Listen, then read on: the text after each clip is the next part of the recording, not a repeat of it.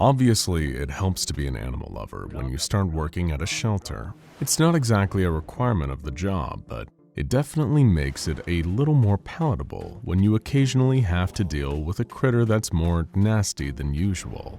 Having an already built-in compassion towards animals makes it easier to forgive them for not doing what you want. From a very young age, Harper always liked to think of animals as people. They just didn't think or communicate the same way as humans. Even the best trained pets in the world don't really know the actual meaning of certain words. They're just taught how to respond to specific commands in certain ways. But that doesn't mean they couldn't also have distinct personalities of their own, just like humans do. And then, of course, there were all the wild animals that had never been trained or domesticated. Harper always felt a little sorry for any baby bird with its wing broken, or any badgers or possum that arrived at the shelter after getting hit by a car. They didn't live around humans and had probably never even experienced being indoors before, let alone having people nursing them back to health. To empathize, Harper used to imagine how terrified she would be if she was hurt, if she'd broken her leg or arm, or worse, only for something much larger than her to take her into a structure she'd never been in before. And on top of that, having no way of understanding that this giant was trying to help her heal, as well as being separated from her friends, family, and everyone she knew. The way she saw it, this was what it must have been like for the majority of animals that were brought into the shelter where she worked, and she wanted to do her best to help calm her little furry or feathered patients. "You gotta fortify your heart in this job, Harp," her friends who worked with her at the shelter would say, and it was true to an extent. They didn't mean she'd have to become cold and heartless. That would be an overcorrection. But it was their and Harper's responsibility to administer the appropriate medical care and provide a temporary sanctuary to these lost, wounded, or abandoned animals. What Harper had to remember was that none of them were her own pets. Often a lot of the critters that were brought into the shelter were already someone else's companion and might have just got lost while out on a walk. And while some others were given up by their previous owners who had cruelly shrugged off the responsibility of caring for them, those animals were in need of new homes and couldn't stay cooped up in the shelter forever. Not everyone that gave up their pet did it callously, though.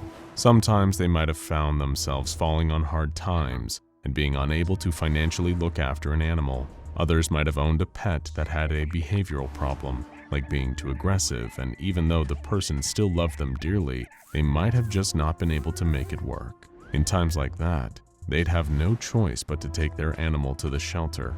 Just outside the side entrance was an area where people could drop off their animals and quickly buzz to the staff inside, just in case they wanted to avoid a protracted emotional farewell to their four-legged or winged companion. The buzzer had sounded just as Harper had been coming off her lunch break. It was her turn this shift to quickly go and collect any animal that had been left out there. Even though their owners usually left them in their cage or with their lead tied to a nearby street lamp, Harper knew she had to rush to the side door, just in case somebody else tried to rush in and steal the poor, abandoned pet. After turning them in the lock, she hooked her keys back on the belt clip she wore and pushed the side door open. Harper had been fully expecting to see the usual, a leash dog or cat coming over to investigate her, confused as to where their former owner had gone. This time, though, there was just a box standing outside. It wasn't huge, in fact. It was almost entirely empty. Almost. Picking it up carefully, in case there were baby birds or a nest of unhatched eggs inside, Harper opened the cardboard flap to reveal a rock. Sitting in the box was a single, solitary rock, an oval of smooth granite, with a paper note next to it. Reaching in, she retrieved and unfolded the scrap. "Please care for my pet rock," was written on one side, in a messy, uncoordinated scrawl. Immediately assuming that this whole thing was some kid's idea of a joke, Harper tipped the rock out onto the ground and threw the box in the trash. She had more important things to focus on. Within the next hour alone, people brought in a concussed parakeet, a bat infected with rabies, and a squirrel that had survived being run over by a moped into the shelter. Work had been so busy that by the time her shift had ended, Harper had barely thought about the pet rock prank. That is, until she was getting ready to leave. She headed through the side door, mainly so that she could do a final check in case any animals had been left there and someone had forgotten to hit the buzzer. There was nothing there, and Harper hooked her bag over her shoulder, shutting the door behind her. Something the size and weight of a baseball knocked against her foot, causing her to look down and see the rock, the same one from earlier, only now it had flipped over, probably after she had tipped it out of its box. On the side facing up at her, the rock had a shiny metal zipper fastened shut. Curious, Harper picked it up to take a closer look. It didn't seem like the zip had just been glued onto the stone's surface. It was embedded in it, actually part of the rock itself, and there was something sad about it. Sure, it was just a rock, an inanimate lump of stone, but for whatever reason, a feeling of pity crept up on Harper, causing her to slip the rock into her bag as she headed for the parking lot. It was starting to get dark by the time she got home. Heading up to her room and flipping on her lamp, Harper placed the zipped-up stone under its light and took another long look at it. Although she'd first thought it was purely a joke, now she couldn't tell if it was some elaborate art piece or a quirky garden ornament. The thing was solid stone all the way through. Surely the zipper was just for show. There couldn't possibly be anything beneath it. To her surprise, the metal fastener began to part as Harper dragged on the puller and slider down from the top stop towards the bottom one. It was relatively easy. Not even some of her own clothes unzipped as smoothly as this rock. As soon as the slider connected with the bottom stop, the teeth of the top and bottom edges parted, revealing more teeth below. Except these almost looked like human teeth. They opened up to reveal a mouth, a part of the rock just like the zipper, which took the place of its lips. The moment the mouth opened, it let out a tiny sound, like it was breathing, which startled Harper. With a yelp, she dropped the rock from her hands, and it even made a tiny grunt as it fell to the floor. It was alive. Seeing it hit her bedroom carpet, Harper stared utterly bewildered at the rock. Its toothy mouth almost looked sad, like it had curved into a frown. Then she heard the sound it was making. Perhaps it was her years working with animals at the shelter, and her long-held sympathy for them that had given her a sort of protective instinct for all living things. Or maybe it was just the bizarreness of the situation, of having a rock with a mouth whimpering in pain on the floor in front of her. Either way, Harper felt compelled to pick the lump of stone back up and place it gently on the desk. Its mouth seemed to smile a bit more as she did. While it seemed creepy at first, the compulsion to take care of this helpless little rock only got stronger. Grabbing a pipette and pouring a glass of water from the faucet, Harper started to squeeze out droplets of water into the rock's mouth. She had no idea how it was able to drink, but that didn't seem at all important or relevant in order for her to care for it. After all, every time a parrot or duck or crow was brought into the station, the procedure was similar. Harper would have to pipette them water or medicine. It didn't matter how they drank it just because they had beaks. It was the same with baby animals, puppies and kittens especially, who might need bottle feeding if they were only a few weeks old. As much as she was starting from scratch and would normally be completely baffled as to the best ways she could care for the rock, right now Harper was pulling on her experience at the shelter to nurse it back to health. If she was, in fact, using her instincts and not being influenced somehow. Over the next few days, Harper looked after her newfound patient as if it had been her lifelong pet. As to why she was taking such care of a rock or even what she would eventually do with it, Harper didn't really have much of a clue. But the answer to those questions didn't feel as important as looking after the rock. She'd leave for work in the morning, only to count down the hours through her shift until she got to go home and tend to the smiling stone. Throughout the course of her working day, she would pocket supplies to help her take better care of her new pet. Everything from medicine in case it got sick or picked up an infection of some kind, to bandages and other materials she could use as bedding. Grabbing a fresh, clean plastic container for it instead of another cardboard box, Harper was gradually fashioning a nest for the toothy pebble. And for the most part, it seemed to be working. Some deep-seated feeling told her that her efforts to look after the rock was gradually making it feel better every day. And then, it started talking. It wasn't exactly articulate or eloquent. It didn't even seem to know that many words, other than the two it was weakly repeating when she came home from work one day. Need eat. It rasped, a hoarse whisper passing through its unzipped lips. Rushing over to it, barely questioning it, Harper tried filling up her pipette and giving it more water. The rock spat it back out before speaking again. No drink, only eat. What do I need to feed you?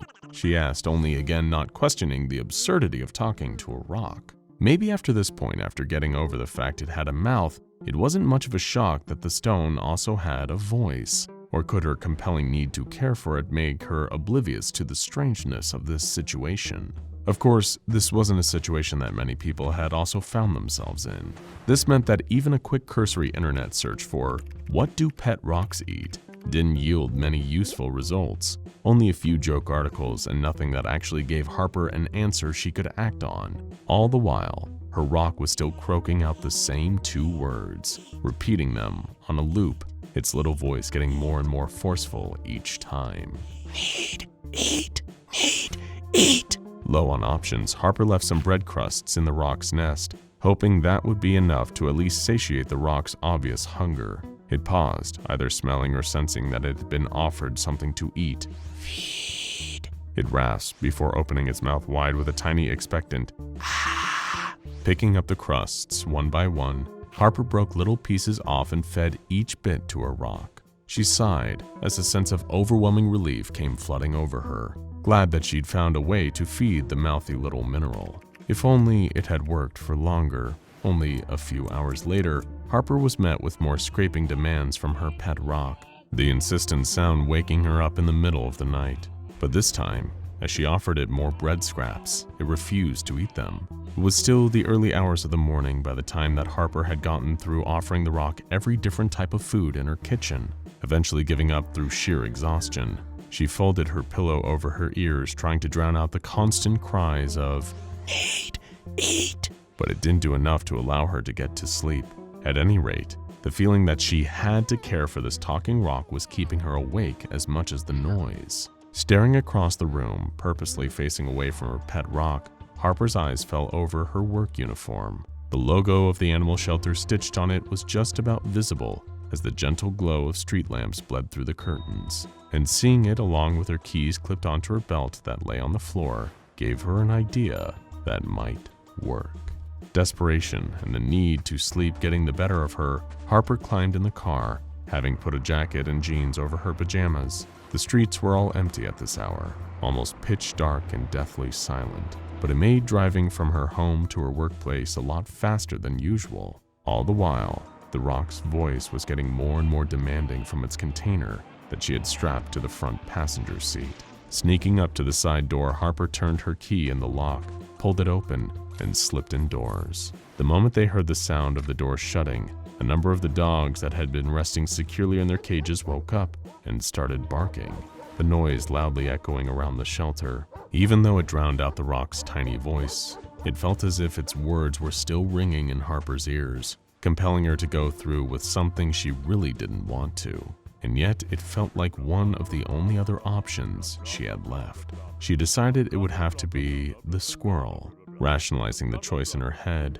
in an unpleasant but purely calculated, logic-based way, it made the most sense. Earlier that week, the bushy-tailed woodland forager had been hit by a moped. It had barely survived given the number of its tiny bones that had been broken in the force of the impact. Finding its cage, it was still asleep, heavily sedated on the dosage of painkillers the shelter's resident vet had given it. Gently scooping it out of the cage, feeling its fur against her cupped hand, Harper looked at her pet rock, its container on the table. She remembered that it liked to be fed directly. Swallowing an urge to be sick that was rising at the back of her throat, Harper opened a drawer in the vet's office and pulled out a surgical scalpel. When her boss at the shelter heard there had been a break-in and reviewed the footage on the building's security cameras, they were shocked at what they saw. Though the angle obscured what Harper was doing, the blood left over and one missing squirrel seemed to be enough to go on. That, coupled with the fact that she had broken in after hours and the numerous supplies that had gone missing from the storage cupboard,